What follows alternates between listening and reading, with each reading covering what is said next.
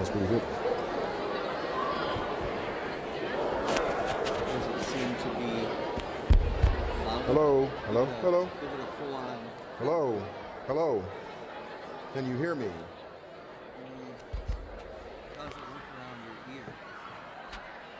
So. Yeah, I'm sure that'll be much better that way. Yeah, It's just a matter of getting comfortable. I have big ears.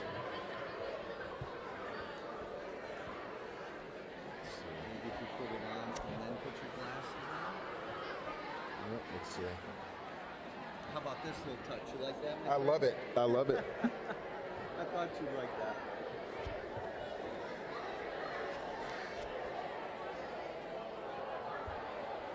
And I'm just going to do a quick little intro. Okay. From the, you know.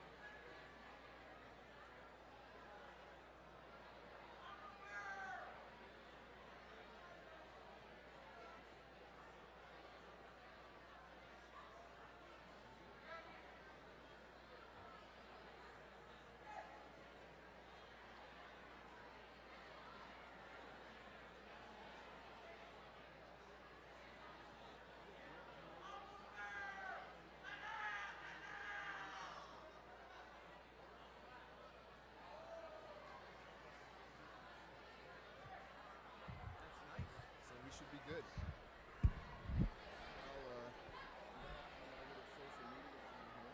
Oh, yeah, do it. Okay, ladies and gentlemen, we are about to begin. So if I could have your attention, please get settled. We're going to start in just a few seconds here.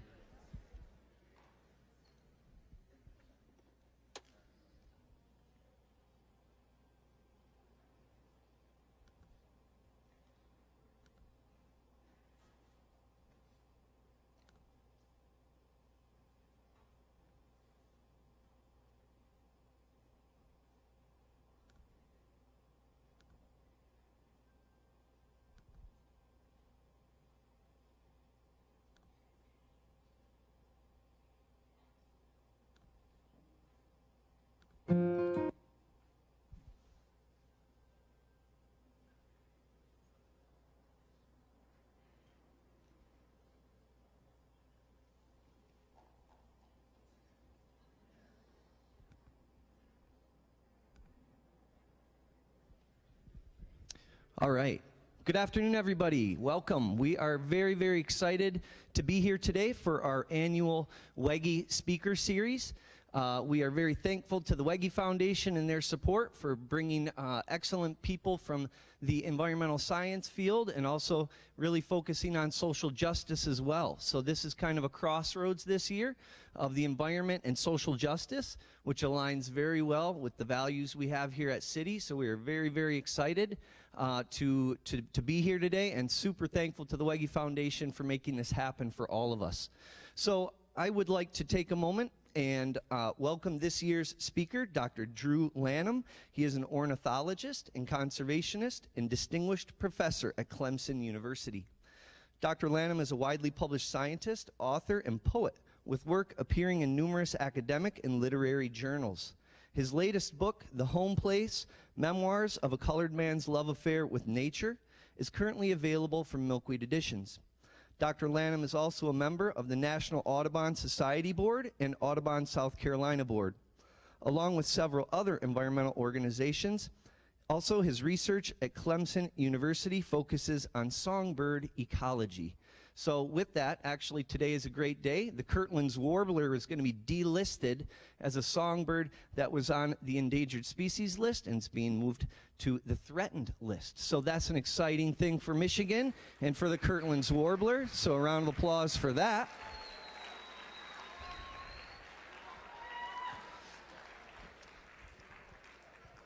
So without further ado, I'm going to go ahead and play a short video which introduces some of the work of Dr. Lanham, and then we will hear from Dr. Lanham himself. So how about a big round of applause for Dr. Lanham? Again, thank you guys.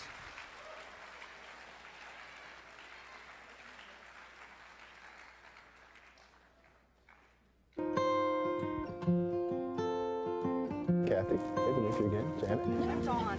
Good morning. Drew, nice to meet you, Dawn. Come on over. Who is this? Cypress. Cypress. She is totally ready. I need a fist bump. There we go. Thank you, baby.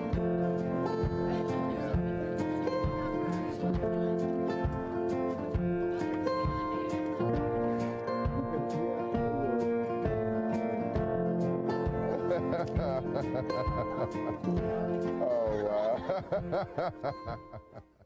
Part of what I want us to do is to understand how birds are connected to people. That's a critical thing, because if what we study we can connect to, then we can care about. And if we can connect and care, then we can conserve. Is everybody ready? Everybody suited up? So here's a great blackback gull sitting in the water. Butterbutts are yellow rump warblers. Okay, bigger head and bigger bill, and typically will be a little browner. It's just pride in my history to see another African American who has pride in the environment and who is leading and doing things and teaching other minority students and encouraging minorities and others to go into the environment and to explore. If I'm having a bad day, if I can just step outside and walk through a nature trail or just come somewhere where I can be by myself for a minute, it means just having a chance to breathe. I feel like I'm one with everything that's going on, you know. It's just like you're at peace and everything else around you is as well. You know, having a diverse group of folks like this out here, I think is critical. This can be a career for students, that people can actually be involved in the environment and make a living doing their passion. What are we seeing, guys?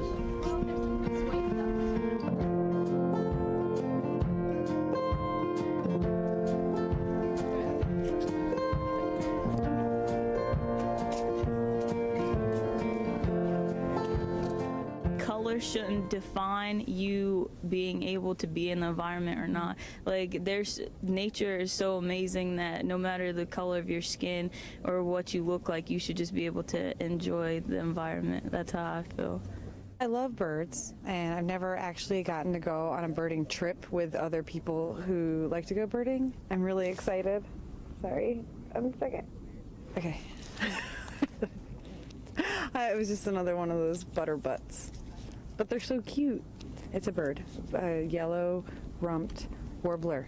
At first, I wasn't really the bird type person, but they're growing on me. Each bird species has something different about them, kind of like us. I totally learned that today. It's a little thumbprint, yellow on the butt. That's a weird marking.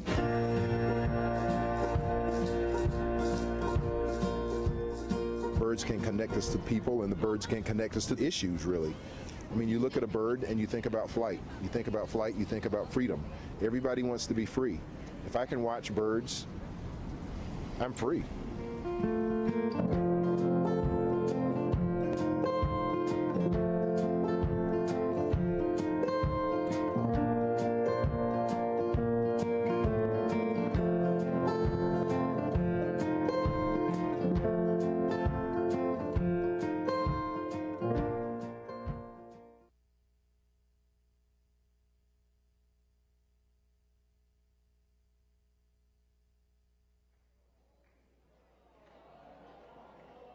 Saguaro, poor will.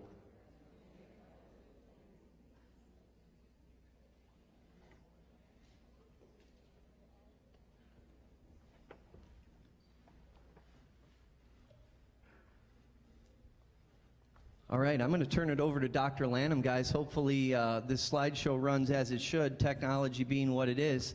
How about we give Dr. Lanham a really big round of applause. Thanks, guys. Thanks so much, Ryan. Thank you.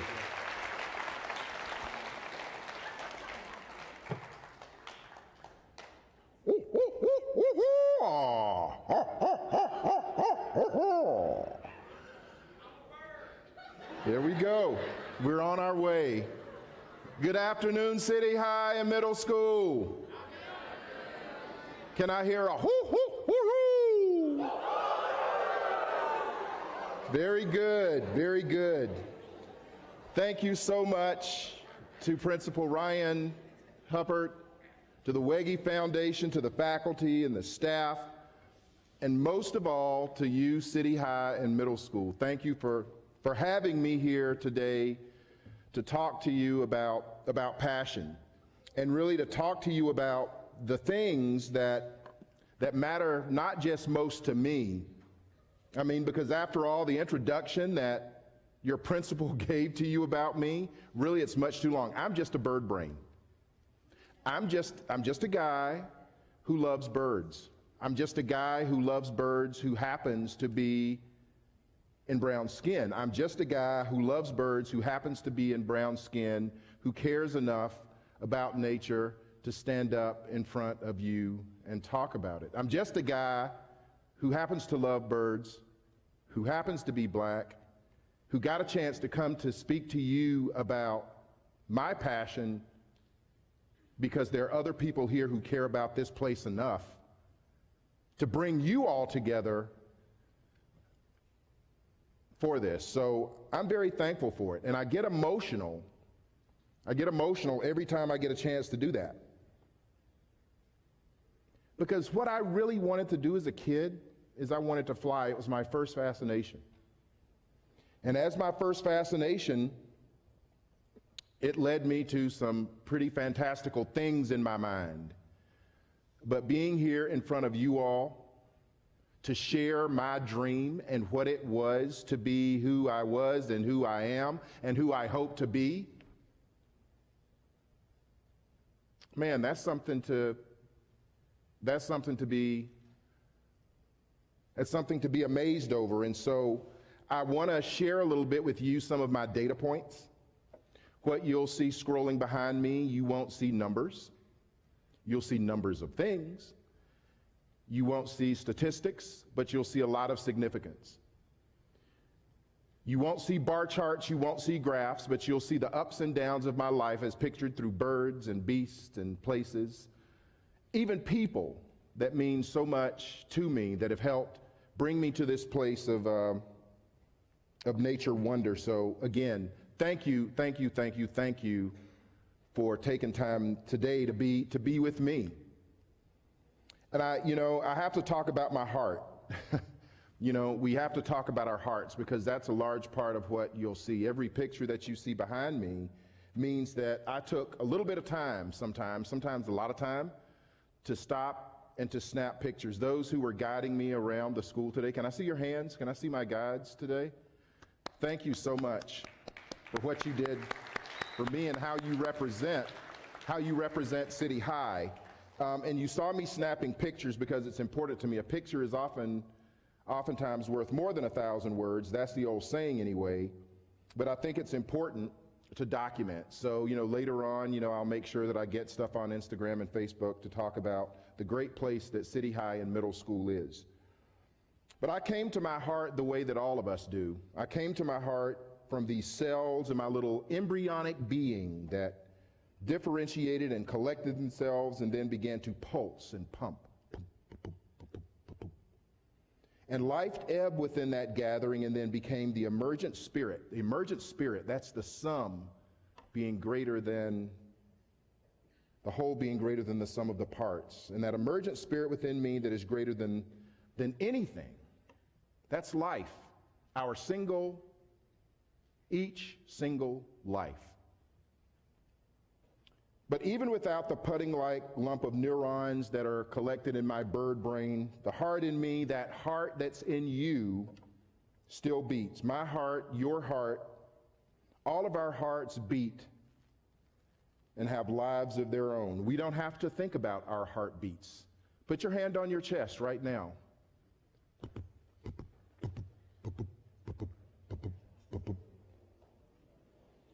You can feel that. That's yours. That's your heart. That's your life force that brings you here, that connects you then to each other and nature. When I was a boy, I used to put my hand on my heart as I wandered into the woods of the place that I grew up in, a place called Edgefield, South Carolina. And my little heart would beat so fast at the sight of clouds racing overhead. Sometimes what I would do is I would lie in the back seat of my parents' car and I would take a mirror so that it was reflected up and I could see the clouds as the car raced along, and it felt as if I were flying. My heart would pulse and pound when I ran through fields of the greenest head-high grass growing. It seemed that the grass was growing in some prayerful attempt to touch the blue skies above. Sometimes my heart would flutter like a butterfly trapped in a bone-bound cage when I climbed high into my grandmother's trees to see the world from the squirrel's view. It would almost fly from my little brown chest when I saw what were back then white-tailed deer bounding, or when I watched birds flying, seemingly somehow defying the gravity that kept me grounded. And so I wished to be a bird. I did. Sometimes I still do. But through the years and all that time, I've wandered, I've wondered, I've wished for wildness, and I've wished for wild things. I've had the opportunities to wander through woods and through wetlands. I've wondered what was, what and why it was as it was. Again, I've sometimes wished to be the things I watch. I have imagined flying through forest canopies. I have wished I was the winged thing traveling to wilder places I've wished to be. Sometimes I wish for wildness and flight so hard that my heart hurts. Our hearts, I think, each and every one of us was born with some wildness in it. All of us are miracles of adaptation and evolution. All of our hearts are yearning for the beauty that nature brings. So thinking about this spring season as warmth comes, and you see the first butterfly of the year, you hear the birds return to the same spot that they were previously. And so as I think about all of those things around us, I have to be mindful, too, of why we are here, of why it is important for us to be at a place like City High, why is it important for us to have the beginnings in a sixth grade classroom where we are recreating the world in recycled materials. It's important because sometimes it seems like it's all bad news. Sometimes it seems like we're always in some state of crumbling, of coming apart at the seams, as the news stream flows with unsettling things. You hear about wars erupting across the globe at rates faster than who knows. We hear about diseases evolving and spreading faster than our technology can keep pace. The best we have cannot outrun the evolutionary capacity of virulence in bacterial reproduction, superbugs, vaccinations. Ecological wrongs such as climate change and pollution and habitat loss and an extinction that spins together to weave this unhealthy, untasty brew. These losses spell disaster for not just me, but for you. And then we treat one another with less and less respect. We assume the worst of one another, roll our eyes, give dirty looks, disrespect the best. And we treat the other beings who we share the globe with, the wild things, birds, the beasts, the things that swim, we treat them in shameful ways. We revere them even less. And so again, I come back to that point of being here, of being just who I am. A country boy who grew up wanting to fly, who grew up wanting to be untethered from the ground, to experience the freedom of soaring on outstretched wings, to travel to places that in my mind back then I could only imagine. And so today, to be here, even though I did not fly on wings of my own, I flew here in a dream realized, to talk to you, to talk to the future, to help us understand how we can go forward in ways that keep love going. And so I always turn to nature. I always return to nature. There are places of such deep and abiding beauty that I can go to that some of you have told me about. You can go to these places and stress and strife somehow loses itself. You feel better out there, don't you? I could hear the joy of the sixth graders coming in from lunch. That space between the cafeteria and your next classroom. I saw some of you flying. I saw you rejoicing in simply being alive. And so I'm reminded of all of you when I see birds. I'm thinking of how we find healing and inspiration in forests of tall trees. I'm thinking of those who kneel to find nurturing deep in the sweep of marsh grasses that lean into ocean winds. I'm reminded of those who see themselves more clearly mirrored on the inky black glass of black water in cypress swamps. I'm reminded of those whose hearts, our hearts that beat hardest when the calls of swans break the still silence of a new day, flying across some backwater slough. So yes, for all that's happening, for all the bad news that you hear, for all that you know that we need to repair, I want you to know, city, high, and middle school, that there is healing, there is nurturing, and that comes from nature. There is peace for all of us out there that comes from nature. There is love for all of us out there that comes from nature. And these are miracles every day that you feel beating in your chest. That heart that takes you from second to second, moment to moment, day to day, connects you, tethers you to the very life that we revere. But then that connects you to one another in love, but then that connects you to the wider world in love that you are here learning to protect. And so nature is out there for all of us, out there for us to hold in our hearts, in this room. It is a bird navigating in the darkest night by star compass over land and mountain and sea. The next time you see a bird flying, I want you to think of what that takes. Outstretch your arms and then move them like wings without stop for a whole day. It is a white-tailed deer bounding higher than we could imagine or ever believe. It is legions of leaves, scarlet and saffron, twirling, falling, being lost to the limb, to find life again in moldering soil, to be born again in a chipmunk's scurry, to live again in successional glory. This world's heart beats all around us. I want you to listen.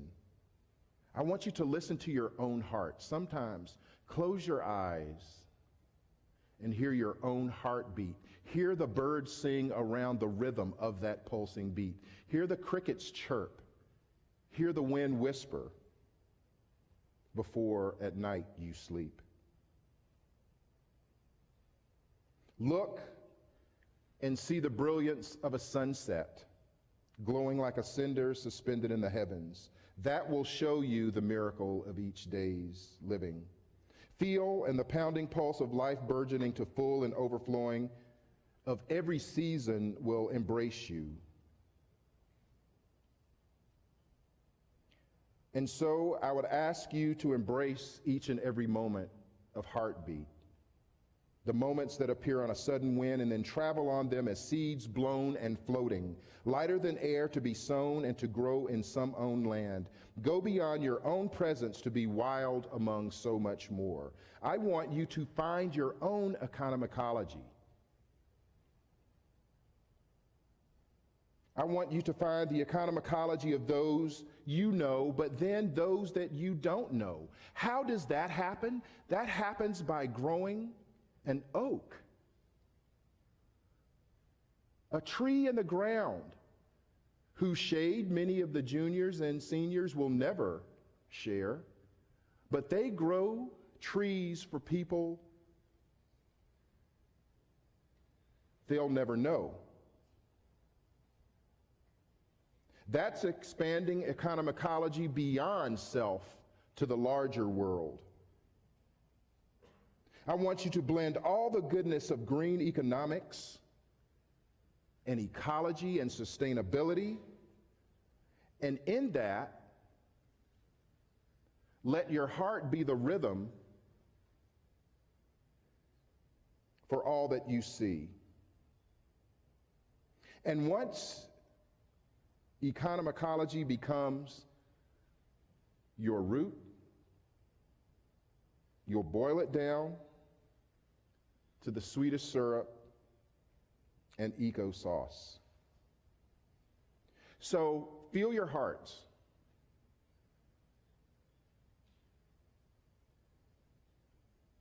That's what links us all together. It's what gives us the capacity to not only live, though, but it gives us the capacity to feel. If you think about what your heart is, it's not only a symbol of life, it is a symbol of love. Now, I don't know how many times you hear the word love blended into conservation, but I have a new definition of conservation for you. It's pretty simple. Conservation is you caring enough about something and someone to save enough of what we have for later so that they can use it too. That's pretty simple, right?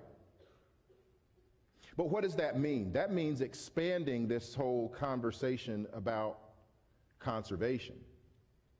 Because historically, there have only been a few people that really got to talk about it. They talked about going to wild places and seeing wild things that were far away, maybe from Grand Rapids streams. So when we think about conservation, we have to go in a different direction now. Because suddenly, there are new words to offend. We think about climate change, we think about extinction. You saw my cover slide, and as Ryan told you about the good news of endangered Kirtland's warblers becoming now threatened. But I want you to really think about that. Has it ever been good news to be threatened? How do we move to the next step where wildlife is not threatened? How do we move to the next step where clean air and clean water, clean soil aren't privileges, but rights? How do we get to the next step where a clean environment is a constitutional amendment? I will tell you how we get to that next step. You are that next step. You are the next step to look at a bird and to say, never again will we have to talk about threatened being the good thing. You are the next step to say, never again will Americans have to suffer for potable water.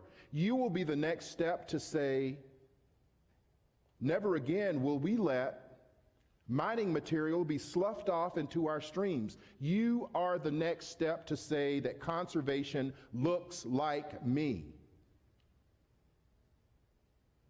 Our generation, people like me, have our own view of the world. I would say much of it good, but much of it eroding away. You'll be the next ones to carry the banner. You'll be the next ones to take the seed to plant the tree. That's why you are here. And I will tell you that a better world is not in some imaginary place called Wakanda. The better world is in what you will create. It is in what you will create in this place, in your community. One of the things that's most impressive to me about the Wege Foundation and Peter Wege was that it really became all about home. It became about the place around you and thinking about what surrounds you and making that better. It's the same as dropping a stone in water. The ripples begin at its origin and then go outward. Each and every one of you here today is an activist. Each and every one of you here today is an environmentalist. You're a conservationist. But it all starts with how you feel.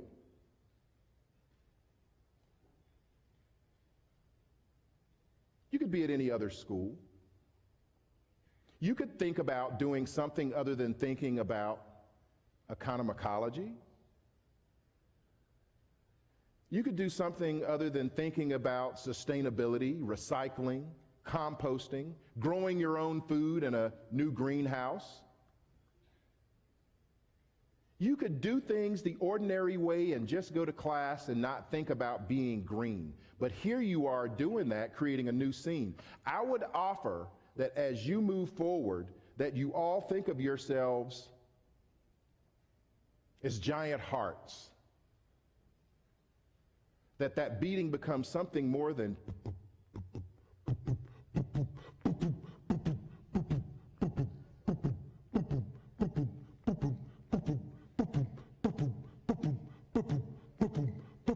that you begin to pump your life force, your feeling, your love for what nature is and means to you, what your fellow human beings mean to you, to the point that you care so intensely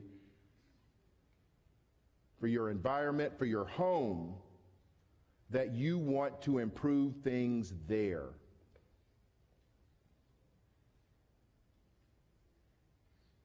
Home, drop the stone.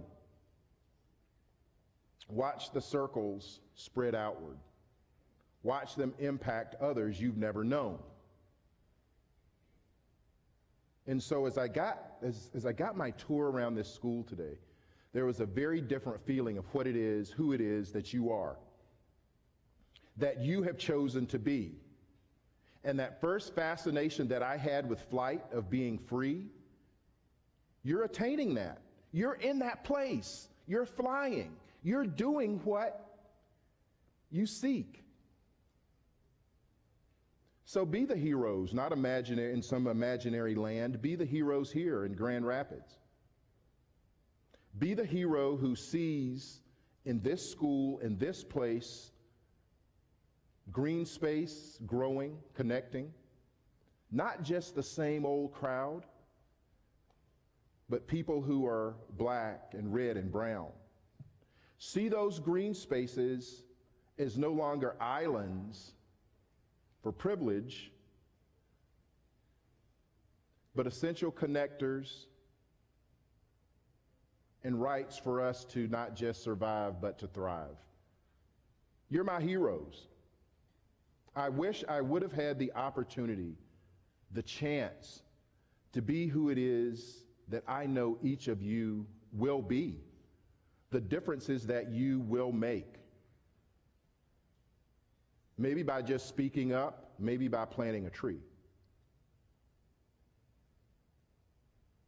There is a piece of artwork by a gentleman named Charlie Harper. And as I walked through the art room today, I was thinking about all the creativity there and all that goes on here. But look him up, Charlie Harper. And Charlie Harper has this beautiful painting, and he does these paintings in a minimalist way with minimalist geometric design, and it's all these birds, and these birds are together and they're flying, and it's swallows and vireos and warblers and hawks and kites, and it's all these birds and they're flying across the Gulf of Mexico at night. No one bird like the other, just as you were one great flock, each here gathered together. But those birds, as they fly across the Gulf at night, winging their way almost without sight, but faith in something that will bring them to someplace better. Each one different, each one's heart beating alone, but then together. All those birds flying together in that flock will find some place of rest. I like to think of you as that flock, all different, all beautifully diverse. I can stand here and in my virtual way hug you all. That flock, those migrants that Charlie Harper talks about, I think are emblematic of who it is that we are. Each of us different, each of us with different capacities to maybe flutter, to maybe soar. So I'm proudest to be here today in your presence, in this real space, not someplace farther away. Feel your heartbeat. Go out, think green, ecology, and make this the better day. Thank you so much. Thank you, thank you, thank you, City High and Middle School, for your love.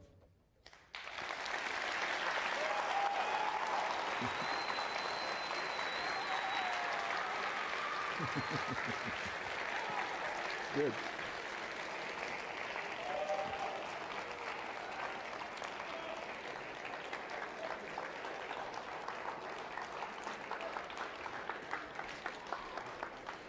I'm not sure, do we? Yeah, I would love to take questions. Wow, I just want to say I really appreciate Dr. Lanham giving us not just some of the science, not just some of the reasons why, but doing it in a way that involves poetry and photography and really hitting it from all aspects of what it means to be a passionate and engaged citizen. So I appreciate that. Let's give him another huge round of applause, guys. Thank you. Thank you.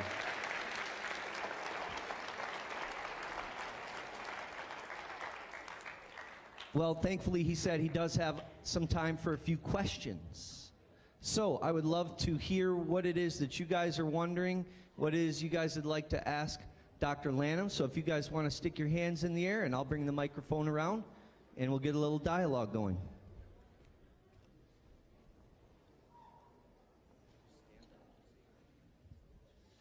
Hi, my name is Micah Hubbard. I was wondering what your favorite songbird was. Oh, wow. Favorite songbird, you know, I'm kind of a sparrow guy mostly. I love brown birds. I love black birds. I love all birds, but right now I'm sort of stuck on a bird called a northern, or a loggerhead shrike rather. So it's kind of a different bird, and loggerhead shrikes are these songbirds, not really much bigger than my little red bird here, but with a black mask and a hooked beak. And the unique thing about loggerhead shrikes is that they not only catch insects like grasshoppers, but they will also catch small mice. Occasionally they'll catch small birds. And because they have weak feet like most songbirds do, they take those bits of prey and they impale them on thorns. And so, yeah. So that's currently my favorite bird. You know what my usual response is? My favorite bird? The one with feathers. But for birds, for any bird, you know, I try for each and every bird that I watch, one of the things that I do is I think about the range of that bird. So if you've opened a field guide, how many people in here have ever opened a field guide, looked at a field guide? Right, a lot of you. And you look at the maps, right? And you see whether that bird occurs here in Michigan or where it winters, or maybe it only stops in Michigan before it goes to the Arctic.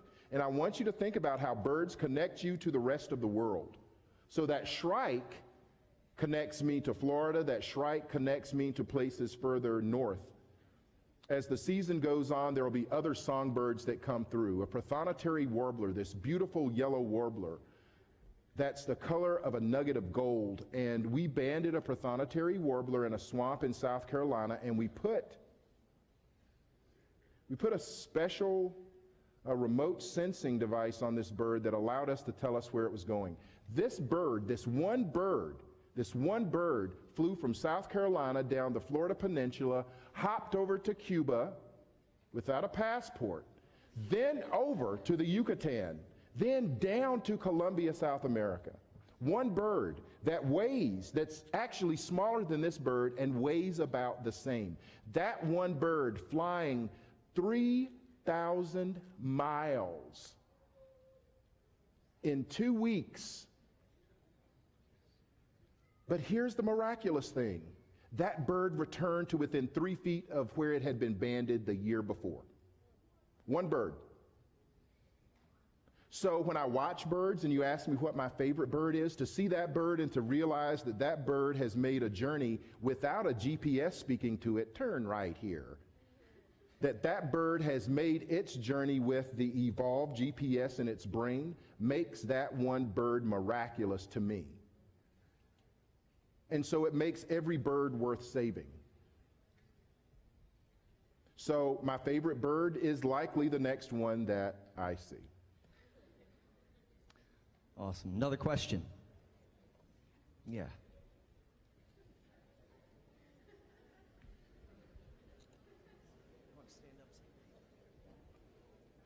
Hi, my name's Sarah Brinks, and I have two questions. One is, where's your favorite place to go birding? And two, what is your favorite bird that you've seen? Okay, favorite place to go birding. You know, one of the things that happens is that, you know, I go a lot of places. So I've been to South Africa, I've been to the Peruvian rainforest, I've spent a good bit of time in Alaska, I've been to Cuba, Costa Rica, you know, places like that, and I see all kinds of wonderful birds. But ultimately, you know what ends up happening? I end up comparing the birds I see to the birds back home. And I come back home and I'm talking about that shrike, and you know what I'll do? I'll go back to the last place that I saw that shrike. And I'll sit and I'll wait and I'll watch. Because as beautiful as, man, I've seen some amazingly just gorgeous birds, these with colors and songs that you could only imagine. I've always dreamed of seeing those birds. But then home means so much to me. My home place means so much to me. The birds that grace me with their presence by coming back to where I am are the birds that I ultimately long to see. So, you know, that there's a spot near home that's called Townville. You know, the Powerpuff Girls aren't there, but lots of my birds are, right? There's another place, it's one of our farms, the university farms. I go there and I sit and I watch. So that's one of my favorite places. I love going to the coast. Again, you know, the birds that I like to see are really any birds that are there, but birds that transport me to where they've been and take me to where they'll eventually be. So again, that's part of why I fell in love with birds. When I was growing up, there was no Wikipedia. We had encyclopedias, right? There were these books, things with pages, and my parents had this big set of Compton's Encyclopedia, and I fell in love with the B volume. And as a kid, I would go to that B volume and I would travel with the birds. And what I have now on my bookshelf is I have that one encyclopedia. I have the B volume, and I still thumb through it. And I was looking at that book when I was in the 3rd grade and the 6th grade in high school, and now I still keep it. And I still travel with the birds that way. But home, again, is the most important place. I know some of you have learned bird song. I mean, I could ask the question, how many of you have a bird song that you want to share? You know, I did a barred owl. You know, I thought about, well, I think about lots of birds. I have songs all in my head, so lots of favorites. Other Sarah questions? Wanted to put an addendum to the question, one of the favorite or rarest birds that you had seen. She Rarest. To know that. Oh, okay. You know, Kirtland's warbler. Actually, in one day, because I spend a lot of time birding in Wisconsin, and I'll go across Wisconsin. So in one day, I got to see greater prairie chickens on a lek. So, you know, you get these birds that are, you know, moving around in this lek and just kind of puffed up and going around. So I watch those birds do their thing on the prairie. Then I go up to Adams County, and the Kirtland's warbler that you saw on the opening slide, watch that bird go to the top of a tree and throw its head back and just belt out a song, belt out a song, belt out a song to claim territory. Then we drove about 6 hours to a place called Necedah National Wildlife Refuge, and there I got to see whooping cranes. Whooping cranes. To see whooping cranes, another endangered species, and then from there on to the Mississippi River bluffs to see cerulean warblers, another tiny bird that's that big that spends its winters in the Andes Mountains, but then somehow found its way back to a treetop in Wisconsin. So, you know, those are some rare birds that I got a chance to see, but you know what my one wish is? That they were never rare. My wish is that somehow we cared enough about the earth and about our fellow beings, feathered or with warty-toed skin, that we cared enough about those individuals to not let that happen, to not drive them to this place of rarity and near extinction so that we have to cheer threatened. All right, other questions?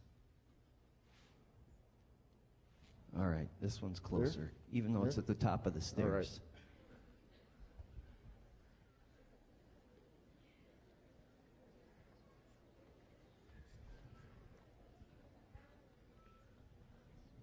My name is Elizabeth Martinez, and I was wondering how the way you face racism and adversity has changed from when you were a child to a teenager to now, and also what your favorite bird call was and if you could demonstrate. Okay. How's it changed? You know, well, it has changed some mostly for the better, I think. You know, growing up, it felt odd to be a black kid who watched birds because there was nobody else doing it. And the only people that I ever saw doing it, guess what, did not look like me. And so as a black kid, I felt alone.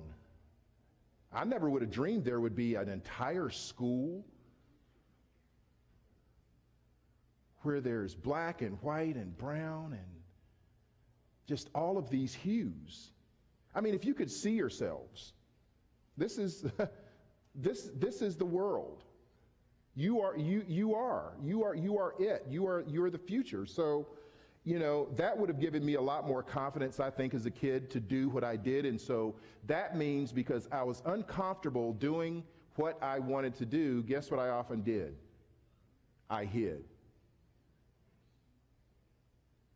And so a lot of people didn't know that I liked birds because if it got out, I would be considered what? Uncool.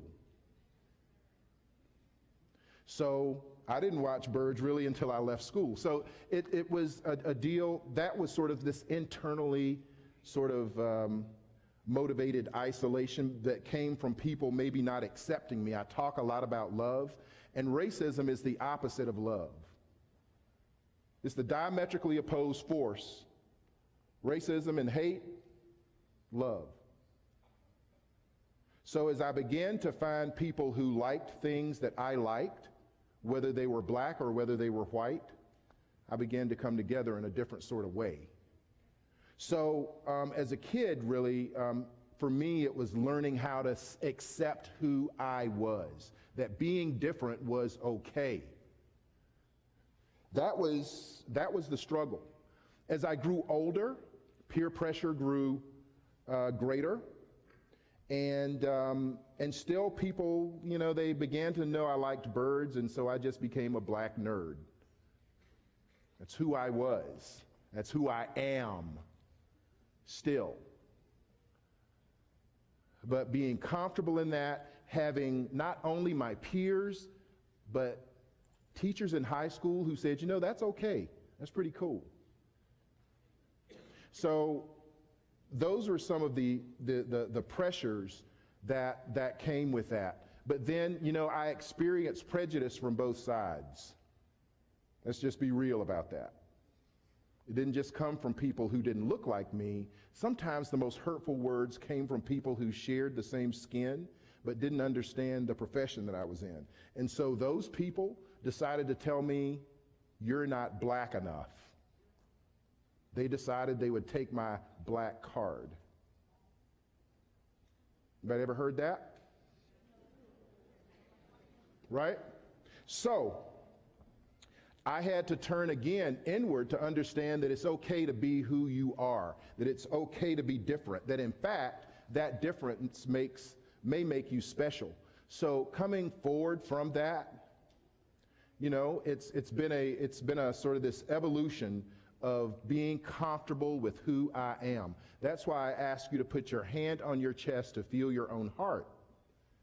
Because you have to understand that that's yours, that that's what sets you apart. That heart that you have beating in your chest connects you to life, it connects you to feeling, it connects you to what can make you more than good, it can make you your best. So thinking about that as you move forward, racism and hate being diametrically opposed to care and love, it all starts with self. You got to love yourselves first. Nobody is going to love you until you love you. No matter how sweet the words may be, you've got to look in a mirror and that you've got to see. So from that perspective, coming to professional now, you know, to say that racism is real is maybe an understatement, because part of what I have to deal with is because people aren't used to seeing a black man do what I do. They may decide to target me or single me out. Some of it doesn't have anything to do with me birding. Some of it has to do with me just being in this skin. I still get pulled just because by a policeman. Someone driving by decides to call me out of my name. So I can't say that racism is gone, but I can say that in some ways it's changed. Again, hearts change, they do, I believe that. But to some extent, haters always gonna hate. that's when you turn inward to be, that's when you have to be strong. All right? That whole statement about be the change you want to see, that's important. Okay, so birds. Wow. So there's this one bird, this one sparrow. I talked about liking sparrows. There's this one sparrow that's particularly special to me. It's called a Bachman sparrow, and it lives in these tall forests of longleaf pines that grow mostly along the coast of South Carolina, and it has a very sweet whistle song that's a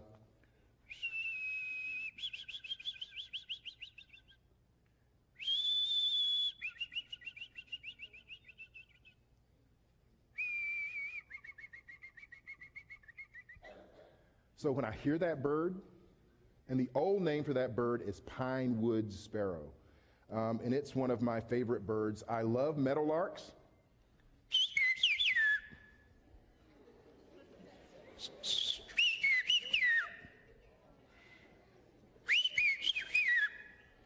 And that's a prairie bird. And the thing about meadowlarks, it's pretty good. That's pretty good. Flock of meadowlarks. One of the things I love about meadowlarks is that they have this brown back, so it's hard to see meadowlarks when you're behind them, but then they turn around, they've got this yellow chest with a black V.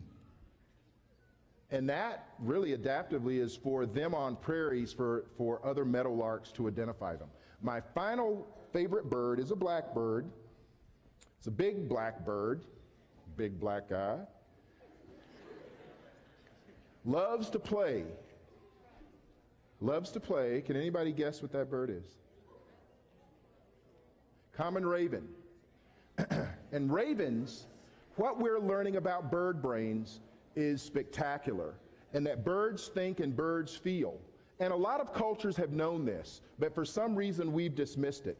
But northern ravens have several calls, but one of their calls is a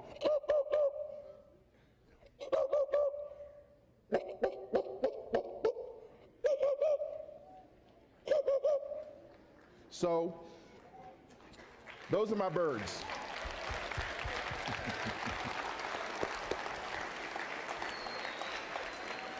Do we have time for one more question, Dr. One more? Lanham? Sure. All right. We'd love to have one more question. Bailey, can you just stand up and make it known? All right, thank you.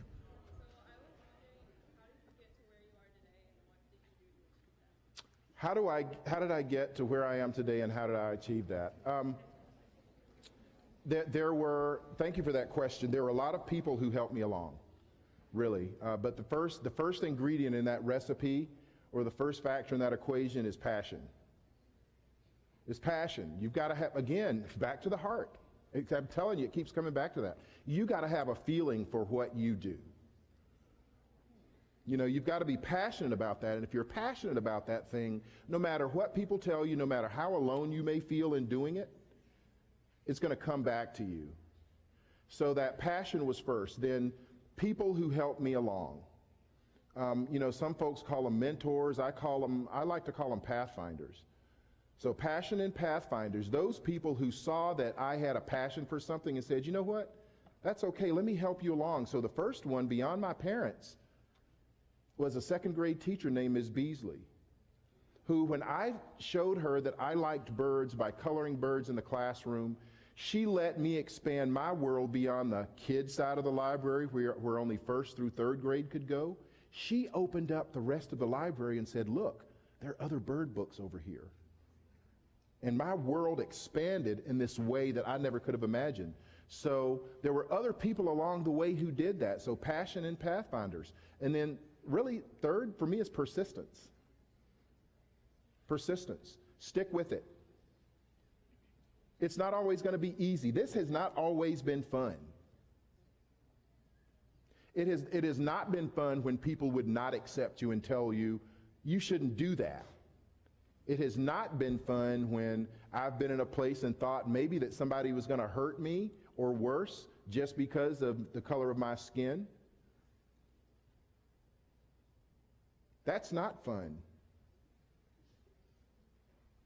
But when I can turn to birds and I can hear that pinewood sparrow, I can hear that Bachman sparrow sing, or see that meadowlark on top of a fence post, or hear that ravens call and see them floating through the air and playing with one another, that brings me back. That's like the Control-Alt-Delete.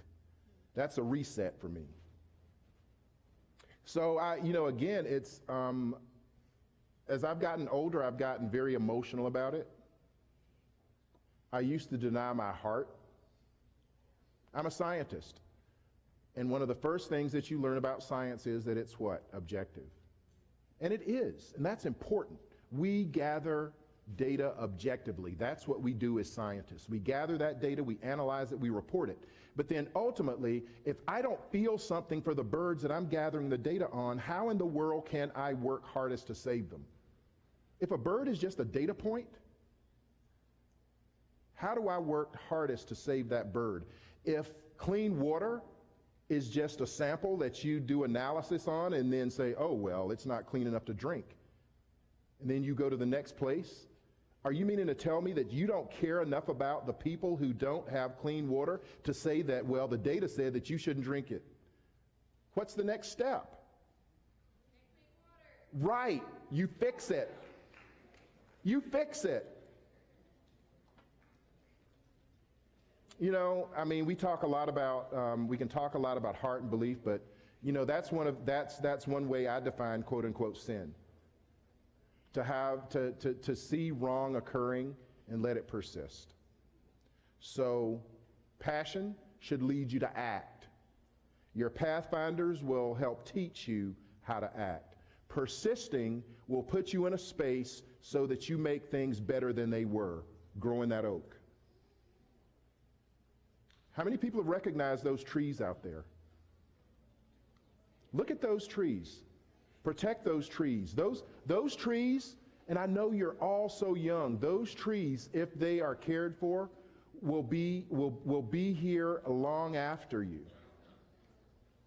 And they will provide shade and hopefully lung space, air for others that come to. Thank you again so much, City High and Middle School. I love y'all.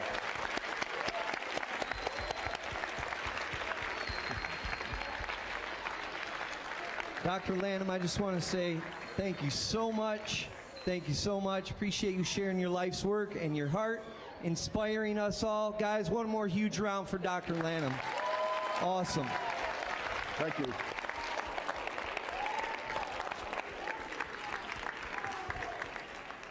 All right, thank you guys so much. You guys know what to do. Take action off the inspiration. Have a great rest of your day. Thanks to the Weggy